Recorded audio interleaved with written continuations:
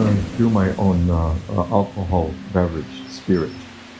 First time I went to see like a vineyard in Yarra Valley, I'm inspired. I was inspired, but then we can't make wine here in Indonesia because we just don't have good grapes. Then the idea coming out that what do we do with the what do we have? What is the best raw materials to use?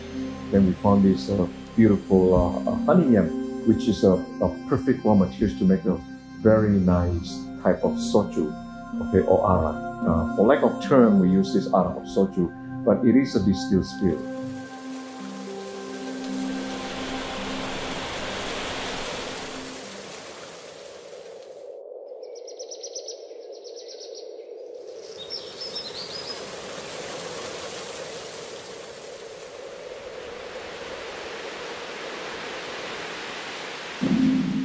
I can find a lot of things I think in Indonesia that have the quality, purity, the taste and the palate that I think it's up there for premium quality.